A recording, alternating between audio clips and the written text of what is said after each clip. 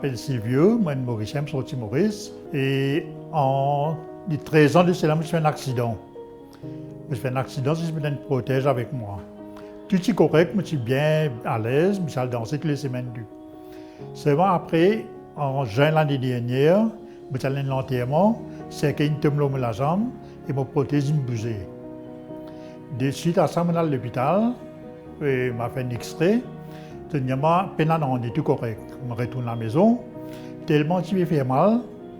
Après quelques jours, je retourne à l'hôpital encore. Je demande à l'autre hôpital, je refais un extrait avec moi, je redemande tout correct. Cette fois-ci, je fais un scan avec moi. Je n'ai trouvé qu'il protégeait une bougie. Après, je fais un dimanche, c'est tellement compliqué l'opération. So when he came to us, he was unable to walk, he was in severe pain and he was more or less wheelchair bound. He had a significant limb length discrepancy because of this infection and the implant sinking in as a result of this infection. Then we got a complete blood workup done. We involved the infection control department as well. Dr. Neha Mishra helped us identify what bug he had in the hip.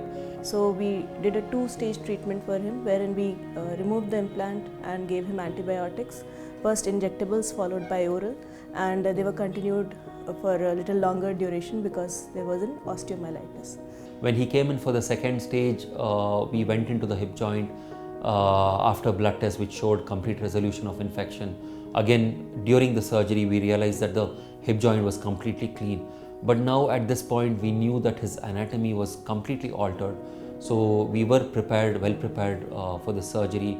We had all the specialized implants on table, and the surgery was a straightforward one where we had to reconstruct his acetabulum using a cage construct and then put in a cemented cup.